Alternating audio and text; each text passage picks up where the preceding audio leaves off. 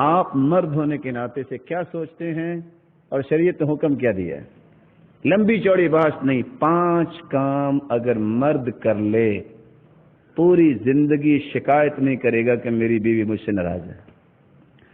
5 کام عورت کر لے زندگی کی آخری سانسوں تک پریشان نہیں ہوگی کہ میرا خامد مجھ سے ناراض ہوتا ہے۔ آپ نے کہا کام تو آسان ہو گیا، پہلے کس کی باتیں بتاؤں؟ یہ دیانتداری نہیں، آپ کو کہنا چاہیے تھا آدھی ان کی بتائیں آدھی ان کی بتائیں۔ رسول اللہ صلی اللہ علیہ وسلم نے مردوں کو پہلے حکم دیا ہے، پہلے مردوں کی ذمہ داری ہے۔ وہ کیا حکم دیا ہے؟ فرمایا، جب سوال کیا گیا ما حق الزوجۃ علی زوجہا، عورت کا مرد پہ حق کیا ہے؟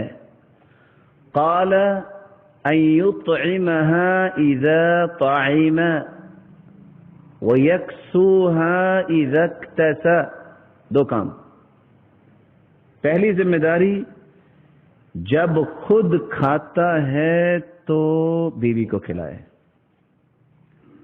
خود تو سرینا ہوٹل میں ہو اور بیوی کو کال کرے، اچھا وہ کل کی دال نہیں بچی ہوئی تھی، میں ذرا لیٹ آؤں گا تو آپ سب کھانا کھا لیجئے گا، جائز نہیں ہے۔ ایطعمها اذا طعم، خود تو لسانی ہوٹل میں ہے اور کہتا ہے وہ اچھا تم نے جانا نہیں تھا، آج جانا تو آج تم ہو کے آ جانا، فارغ ہو جانا، اپنی پڑوسن کے گھر جانا تھا۔ اپنے اوپر سے ذمہ داری اتارنا جائز نہیں۔ زندگی کا مطلب کیا ہے؟ اب اکٹھے چلو۔ ایطعمها اذا طعم، خود کھاؤ، اس کو کھلاؤ۔ اور آپ میری بات کی اگر مبالغہ نہ سمجھے تو اس وقت 100 میں سے 70 گھرانے اس نعمت سے محروم ہیں، زوجین اکٹھے بیٹھ کے کھانا کھاتے ہی نہیں ہیں۔ اور اللہ کے رسول صلی اللہ علیہ وسلم نے فرمایا وَأَن تَجْعَلَ لُقْمَةً فِي فِيهَا۔ اس طرح کی باتیں نہ کبھی سنائی جاتی ہیں نہ سنی جاتی ہیں۔ بیوی کو لقمہ پیش کرنا بھی بہت بڑا صدقہ ہے۔ یہ کب ہوگا کہ آپ جو ہیں وہ ہوٹل میں بیٹھے ہیں، وہ گھر میں ای میل کریں گے، اس کو میسج کریں گے، یا اکٹھے بیٹھیں گے۔ وَيَكْسُوهَا إِذَا اكْتَسَى، خود پہنو، اس کو بھی پہناؤ۔ خود تو آئے دن نیا سوٹ، اس کو کہا وہ آپ کو شادی پہ نہیں دیا تھا، وہ امی جی نے نہیں دیا تھا تو وہ چلا لیتی۔ کیوں؟ وہ دیا تھا تحفہ، لیکن آپ کی ذمہ داری کیا ہے؟ آپ کو ذمہ دار ٹھہرایا گیا، آپ نے کہا قبل تو، میں نے قبول کر لی اس کی ذمہ داری، اس کا نان و نفقہ میری ذمہ داری ہے۔ 2 ذمہ داریاں، اگر آپ اچھے طریقے سے کھانے کا بندوبست کر لیتے ہیں، اگر آپ اس کے لباس کا بندوبست کر لیتے ہیں۔ یہاں ایک خفیہ سا نقطہ ہے جو کہتے ہیں تو پیش کر ہی دیتا ہوں۔ اس کا یہ معنی بھی نہیں ہے کہ مرد کے 5 سوٹ ہوں اور عورت کے 50 ہوں، اس نے باقی کہاں سے لیے ہیں؟ جب اس نے پہننا اس نے بھی اس وقت پہننا ہے نا۔ یہ بھی اسراف ہے، اس کا بھی حساب ہوگا۔ اور عائشہ رضی اللہ تعالی عنہ، اور تعجب کی بات ہے جب کہیں وہ داج کہتے ہیں جی، داج اور وری، پتہ نہیں کیا اس کا معنی، اللہ معافی فرما دے۔ کہتے ہیں جی مرد کے تو چلو 4 سوٹ کافی ہیں، اور اس کے نہیں جی نہیں، اس نے تو 60 سوٹ دیے تھے۔ اعوذ باللہ من الشیطان الرجیم۔ اللہ نے اگر وہی کہا کہ یہ بریف کیس اپنا سر پہ اٹھاؤ اور پل صاحب سے گزر جاؤ تو جنتی ہو، وہی نہیں اٹھایا جانا۔ اور کتنے برتن عورتوں کے پاس ہوتے ہیں، پوری زندگی ایک مرتبہ بھی کھانا ہی نہیں کھایا ہوتا۔ یہ زندگی نہیں ہے۔ زندگی وہ ہے جو عائشہ رضی اللہ تعالی عنہ کی تھی، لباس پہنتی تھی۔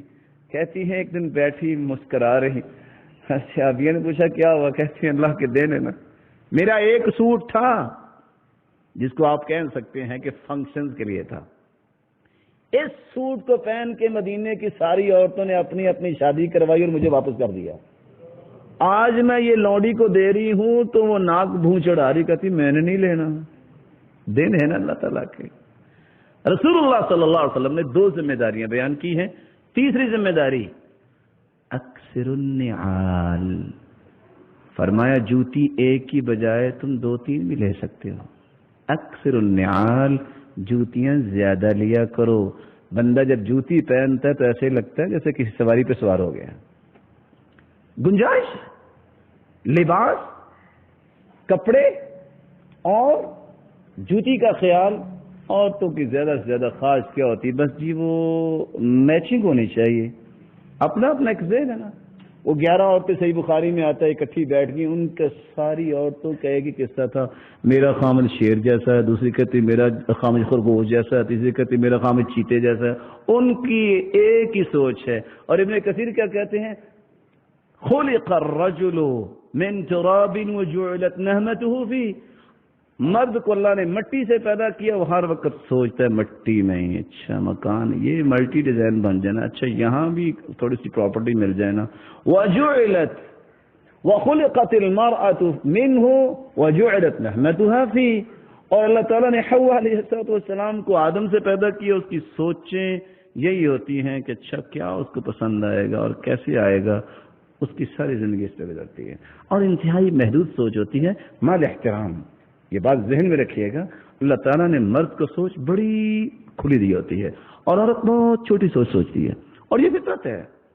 رسول اللہ صلی اللہ علیہ وسلم نے 3 باتوں کی اجازت دی. چوتھی بات، شریعت اس بات کی گواہی دے رہی ہے کہ اللہ کے رسول نے جائز خواہشات کو پورا کرنے کا عمل پیش کیا. رسول اللہ صلی اللہ علیہ وسلم نے خود جائز خواہشات کا عمل پیش کیا. کس طرح اللہ کے رسول صلی اللہ علیہ وسلم نے عائشہ رضی اللہ تعالیٰ عنہ کو بلایا اور کیا ہو رہا تھا، وہ حبشی کیا کر رہے تھے؟ آپ نے فرمایا تشتہین، دیکھنا چاہتی ہو عائشہ؟ قالت نعم. تو وہ دیکھتی رہی، جب وہ تھک گئی تو چلے گئی. رسول اللہ صلی اللہ علیہ وسلم نے خود عمل کر کے دکھایا. یہاں کیا ہوتا ہے؟ یا تو پتہ ہی نہیں ہے سارے کام کرے گی عورت، پرواہ ہی نہیں ہے اور جناب محترم سوئے ہوئے، یا تم ذرا زبان کھول کے دکھاؤ، میں کاٹ کے ہاتھ میں نہ دے دوں گا. یہ مردانگی نہیں ہے، یہ اللہ کے رسول کے مزاج سے انحراف ہے. اللہ کے رسول سے ہم زیادہ متقی ہیں. اور 5ویں بات، اللہ کے رسول صلی اللہ علیہ وسلم نے حد درجہ شفقت کی. کیسی شفقت؟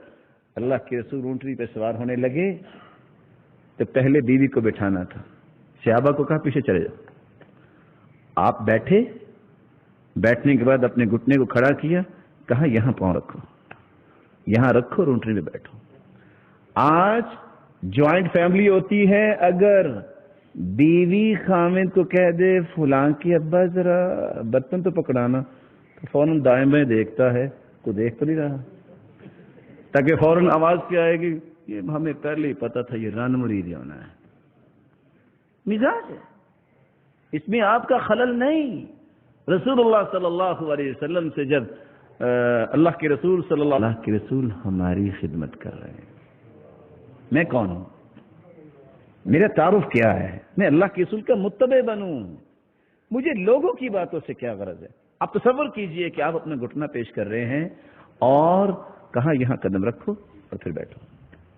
رسول اللہ صلی اللہ علیہ وسلم نے کس طرح شفقت کے پہلو پیش کیا اور فرمایا خیرکم خیرکم لأہلی وأنا خیر لأہلی.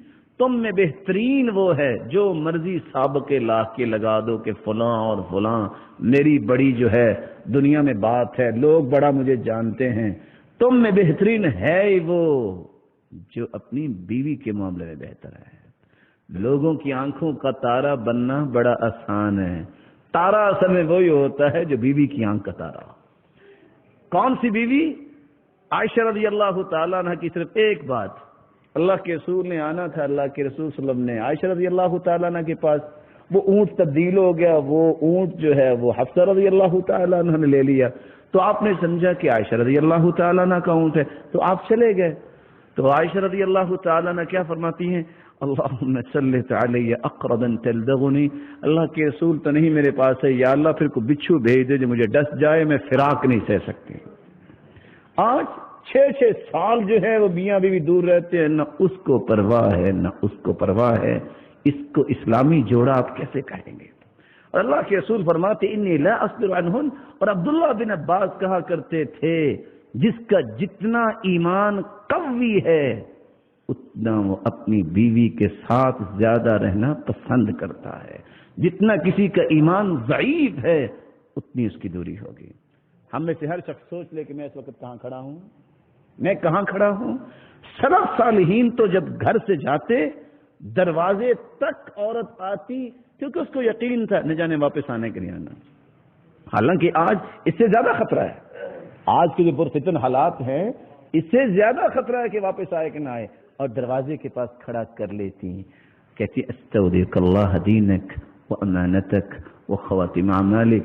آج ہم نے اپنی بیویوں کی دعائیں نہیں سکھائی ہوگی اور کبھی کوئی دروازے تک آئی نہیں ہوگی، اور جاتے وقت کہتی تھی ایاک وکسب الحرام فإنا نصبر على الجوع والضر ولا نصبر على النار۔ جانے والے حرام سے بچ جانا، میں اور میرے بچے برداشت کر سکتے ہیں بھوک اور تکلیفیں، لیکن حرام کی وجہ سے جہنم کی آگ برداشت نہیں کر سکے۔ کتنے پیارے کلمات تھے، اور جانے والا بھی دعا دے کے جاتا، اور آپ کو تو یاد ہوگی کیونکہ آپ دے کے نکلتے ہوں گے، استودعک اللہ دینک الذی لا تضیع ودائعہ۔ یاد ہے سب کو ماشاءاللہ، کیونکہ سنا ہی نہیں ایسا کام، ضرورت بھی کیا ہے۔ جانے والے کو بیوی کہتی تمہیں اللہ کی ضمانت میں بھیج رہی ہوں، اور جانے والا کہتا میں بھی تمہیں اللہ کی ضمانت میں دے کے جا رہا ہوں، اللہ تمہیں کوئی تکلیف نہ پہنچانے دے گا۔ رسول اللہ صلی اللہ علیہ وسلم، ہاں ویسے آج گیٹ تک آتی ہیں، آئے ہمارے پاس فتوے، لیکن 1.5 فٹ لمبی لسٹ لے کے آتی ہیں، اچھا جہاں سے بھی لانا ہے یہ سودا مجھے چاہیے بس شام تک، دعا دینے نہیں آتی۔ تو یہ 5 کام مرد کی ذمہ داری ہیں، اگر یہ 5 کام کر لے شکایتیں ختم۔